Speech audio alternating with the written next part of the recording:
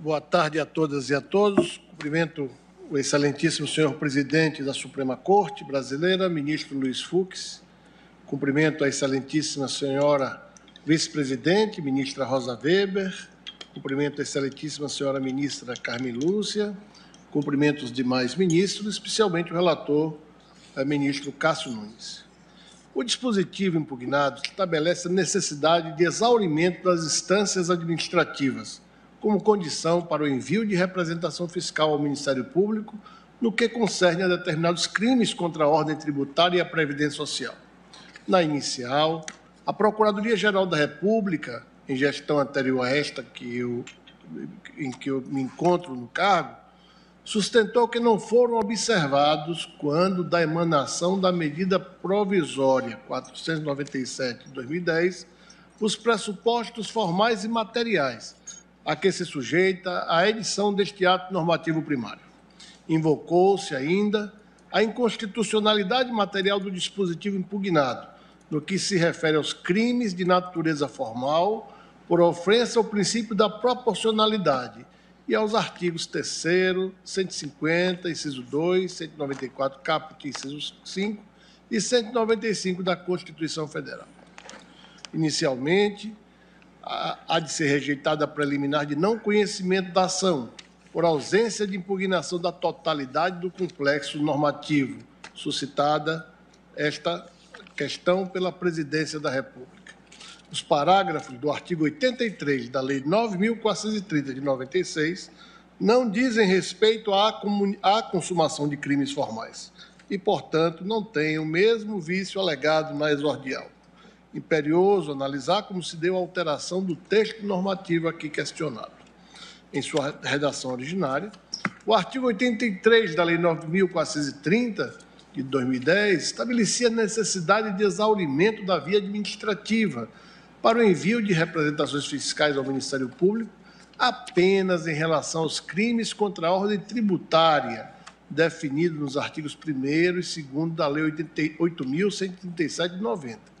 O preceito normativo foi alterado pela medida provisória 497 de 2010, que incluiu os crimes contra a Previdência Social e foi posteriormente convertida na Lei 12.350 de 2010. Entretanto, como a medida provisória padecia, como se verá, de inconstitucionalidade, a sua conversão em lei não lhe expurga as eivas originárias, conforme conhecida jurisprudência desta Suprema Corte.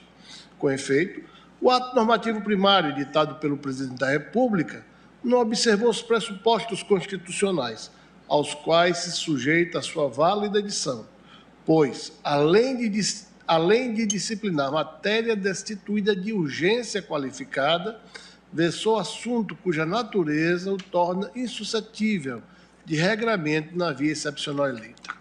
Conforme a exposição de motivos do ato normativo, a medida provisória pretendeu harmonizar a legislação previdenciária com a legislação dos demais tributos administrados pela Receita Federal. Os motivos declinados data vênia são insuficientes para demonstrar a necessária urgência que autoriza a adoção de medidas provisórias pelo Presidente da República. Além disso, pela própria natureza das medidas provisórias, o constituinte derivado, por emenda constitucional de número 32 de 2001, entendeu de subtrair do seu âmbito de normação certas matérias, tidas como mais sensíveis, entre as quais se incluem o direito penal e o processo penal. Disso se segue que a medida provisória presente com natureza de matéria nela versada, revela-se inconstitucional data vênia, contaminando, de consequência, o diploma de conversão, vale dizer, a Lei 12.350 de 2010, que não convalida os vícios originários do ato normativo primário. Assim, seja pela ausência de urgência, seja por ter versado sobre matéria vedada, a medida provisória que originou a nova redação do artigo 83 da Lei 9.430 de 96 padece da eiva do supremo vício. Destaco ainda, quanto ao plano da incidência do dispositivo normativo, que é preciso fazer um distinguish, e esse distinguish parece ao Ministério Público importante, entre os crimes materiais e os crimes formais contra a ordem tributária e contra a Previdência Social. Na petição inicial, sustenta-se que, na hipótese de crimes formais contra a ordem tributária e contra a Previdência Social, a representação fiscal para fins penais independe do exaurimento do processo administrativo fiscal, pois, sendo delito formal, a sua consumação prescinde da constituição definitiva do crédito tributário na instância administrativa. A súmula vinculante 24 deste Supremo Tribunal Federal, em consonância com a decisão plenária no HC 81.611, refere-se ao lançamento definitivo do tributo, em se cuidando, abro aspas, de crime material contra a ordem tributária, previsto no artigo 1º, inciso 1 a 4, da Lei 8.137 de 90, fecho aspas. Nos crimes fiscais e previdenciários de natureza formal, a consumação ocorre antes da conclusão de procedimento administrativo, na data do vencimento do prazo para recolhimento do valor da obrigação tributária. Bem por isso, não há necessidade de esgotamento da instância administrativa para a deflagração da persecução penal. Condicionar a representação fiscal para fins penais dos crimes contra a ordem tributária e a Previdência Social de natureza formal ao exaurimento do processo administrativo fiscal é medida da vênia desproporcional, ofensiva ao devido processo legal em sua dimensão substancial. Esse entendimento impõe barreiras à atuação tempestiva do Ministério Público e lesiona particularmente o patrimônio fiscal e da Previdência Social.